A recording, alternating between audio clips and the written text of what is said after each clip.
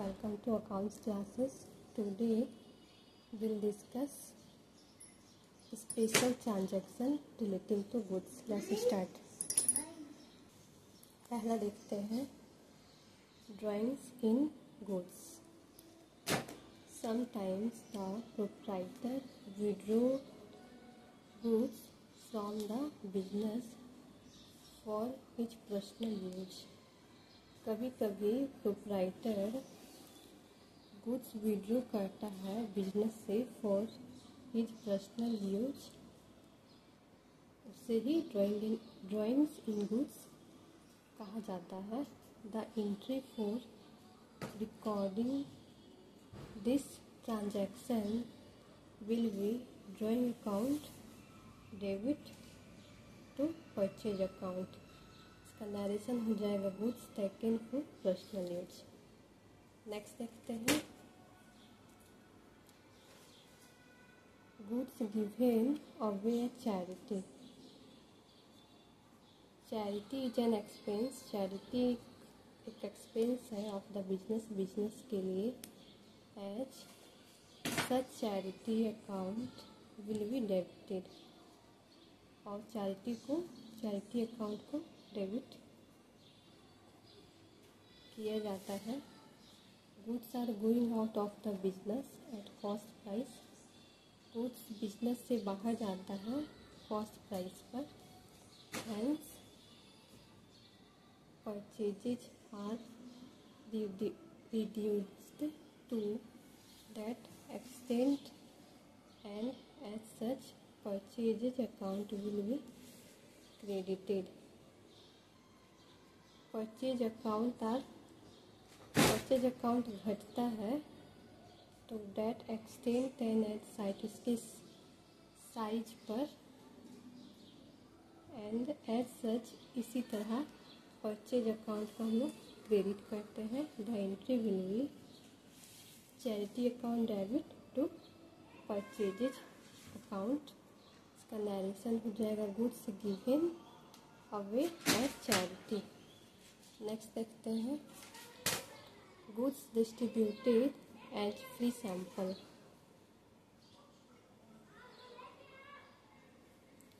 Goods distributed किया गया है फ्री सैंपल के रूप में.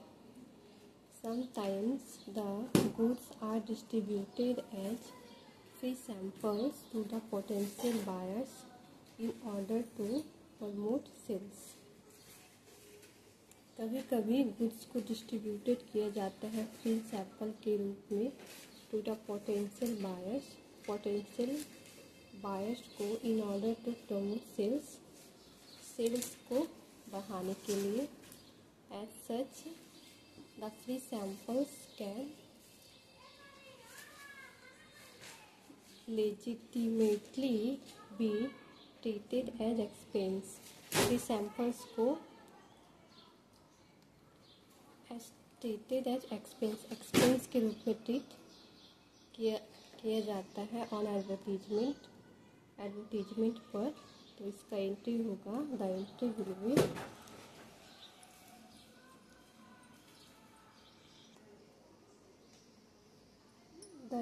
Will be advertisement expenses account debit to purchase account. इसका नरेशन हो जाएगा goods distributed as free sample. Goods distributed किया गया है फ्री सैंपल के रूप में. नेक्स्ट देखते हैं loss of goods by theft और loss by fire.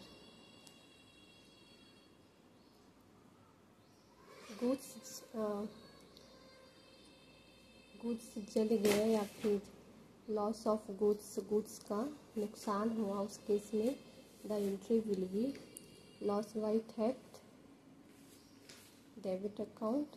Loss by fire debit to purchase account. Narration हो जाएगा goods lost by theft. Goods की चोरी हुई and goods destroy by fire. Goods खराब हो गया जलने के कारण. नेक्स्ट है in case goods were injured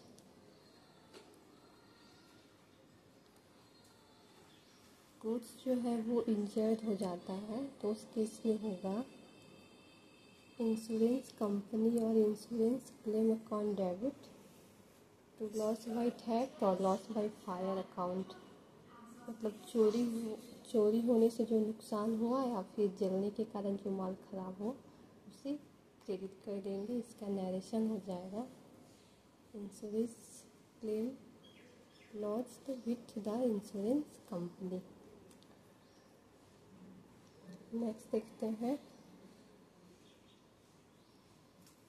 if the full amount of claim is received from the insurance company means insurance company से जो है अमाउंट ऑफ क्लेम रिसीव्ड कर लिया जाता है उस केस में एंट्री होगा bank account debit to insurance company. Narration हो जाएगा insurance claim received. Insurance claim received कर लिया गया है इंश्योरेंस कंपनी के द्वारा।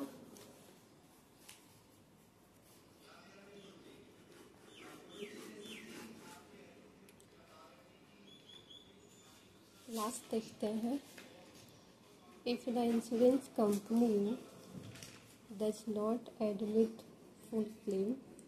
Insurance company admit full claim स्वीकार नहीं करता है उस केस में एंट्री होगा bank account debit profit and loss account debit to insurance company. Bank account debit में insurance amount received for claim admitted मतलब कि क्लेम जो है वो एडमिटेड किया गया है वो यहाँ डेबिट में लिखाएगा। और दूसरा profit and loss account claim not admitted इसका क्लेम नॉट एडमिटेड हुआ है उससे प्रॉफिट एंड लॉस अकाउंट में लिखेंगे टू इंश्योरेंस कंपनी अकाउंट। इसका नरेशन हो जाएगा insurance claim partially admitted and received. अब इससे रिलेटेड एक क्वेश्चन देखते हैं।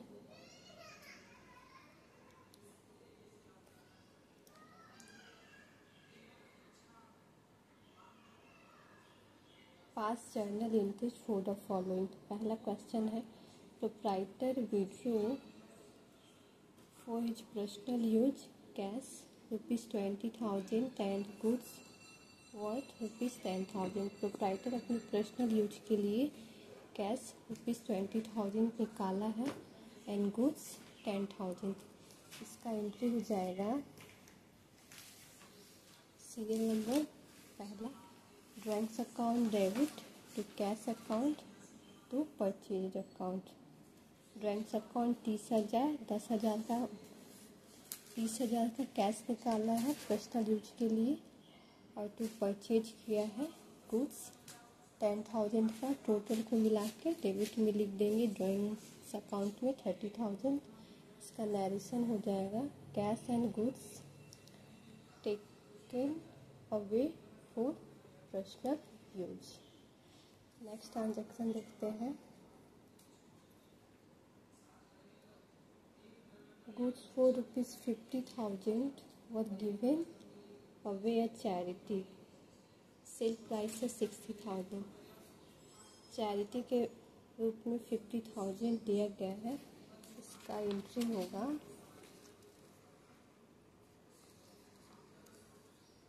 Charity account debit to purchase account इस 50,000 से narration goods given away charity. Next देखते हैं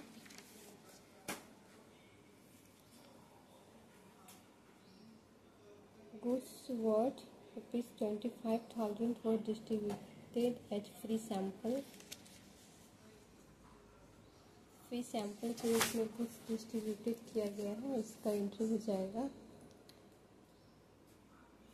advertisement expense account debit to purchases account 25,000 से नरेशन हो जाएगा goods distributed as free samples. इसमें परचेज अकाउंट को क्रेडिट किया जाता है एडवर्टीजमेंट एक्सपेंस को डेबिट किया जाता है 25,000 से। नेक्स्ट देखते हैं transaction goods worth ₹50,000 and cash ₹20,000 were stolen by an employee. Means goods worth 50,000 और कैश इतना माल जो है वो चुरा लिया गया है एम्प्लॉय के द्वारा। इसका एंट्री हो जाएगा loss by theft account debit to purchasing account to cash account. 50,000 से परचेज किया गया है और 20,000 टू कैश अकाउंट, दोनों को ऐड करके loss by theft account. Goods and cash stolen by an employee. Goods और कैश जो है वो एम्प्लॉय के द्वारा चुरा लिया गया है, तो इसका एंट्री हो जाएगा loss by theft account debit to purchase account to cash account. 70,000 से परचेज अकाउंट में 50,000 और कैश अकाउंट में 20,000। नरेशन हो जाएगा goods and cash stolen by an employee. Next देखते हैं transaction goods worth 1 lakh were destroyed by fire. 1 lakh का माल खराब हो गया जल के। Insurance company admitted and paid claim for 60% amount. Insurance company admitted किया है और पेड किया है क्लेम फॉर 60% अमाउंट। इसका नरेशन देख लेते हैं।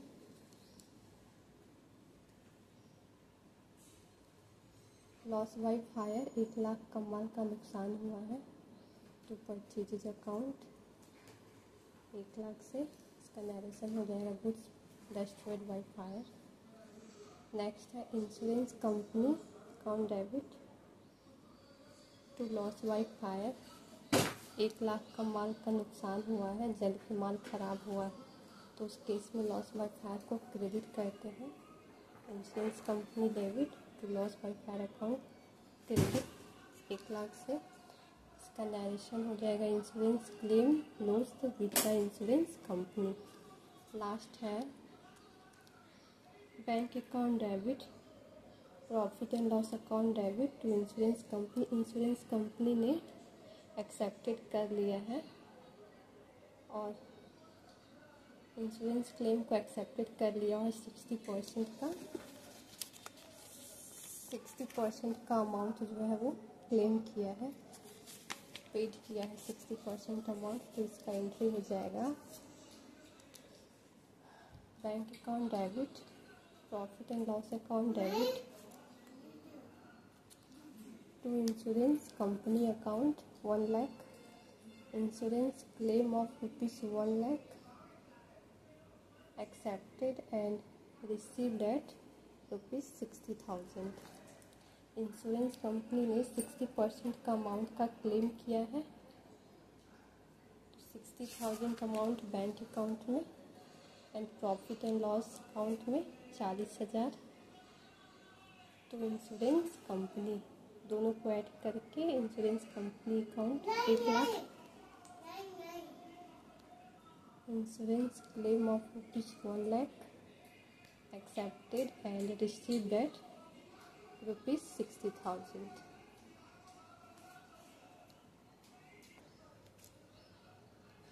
इंश्योरेंस कंपनी ने क्लेम रिसीव कर लिया है 60% अमाउंट का, तो bank account debit profit and loss account debit. Profit and loss में 40,000 आ जाएगा। 60% रिसीव किया गया है इंश्योरेंस कंपनी की तरफ से, तो बैंक अकाउंट में 60,000 लिख देंगे, तो इंश्योरेंस कंपनी में 1 लाख आ जाएगा। इसका नरेशन हो जाएगा insurance claim of ₹1 lakh accepted and received at ₹60,000 और 60,000 रिसीव किया गया है। दोनों डेबिट और क्रेडिट कॉलम को इक्वल ऐड टोटल कर देंगे। 4,75,000 4,75,000। ओके, नेक्स्ट देखते हैं expenditure on the installation of machinery and on the erection of building. Machinery की स्थापना और बिल्डिंग के निर्माण में किया गया खर्चा। Machinery and building are the assets of the business. Machinery और बिल्डिंग बिजनेस के लिए एसेट्स है। एज सच इसी तरह any expenditure incurred on the carriage and installation of machinery such as means any expenditure incurred machinery की ढुलाई और स्थापना पर किया गया व्यय, जैसे कि freight, transit expenses, installation expenses, wages paid for the installation is treated as capital expenditure. Means machinery की ढुलाई और स्थापना पर किया गया व्यय, जैसे freight, transit expenses, installation expenses, wages paid for the installation is treated as capital expenditure, जिसे कि हम लोग कैपिटल एक्सपेंडिचर के रूप में ट्रीट करते हैं। And is debited to the machinery account, और मशीनरी अकाउंट को डेबिट किया जाता है। Similarly, any expenditure incurred for the construction of a building, building के निर्माण के लिए किया गया खर्चा, जैसे कि purchase of materials and the payment of wages are also treated as capital expenditure. Building को बनाने के लिए जो मटेरियल्स खरीदा जाता है और पेमेंट वेजेस को किया जाता है, उसे भी हम लोग कैपिटल एक्सपेंडिचर के रूप में ट्रीट करते हैं। And as such debited to the building account, और बिल्डिंग अकाउंट को डेबिट करते हैं। However repair charges incurred on an assets which is already appearing in the books are debited to the repairs account। हालांकि किसी assets जो कि पहले से ही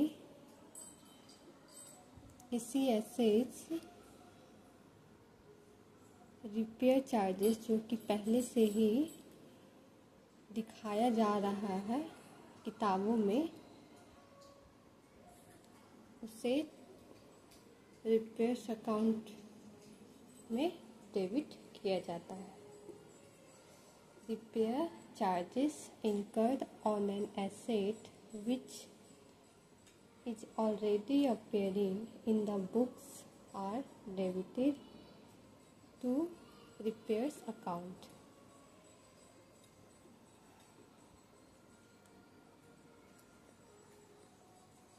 हालांकि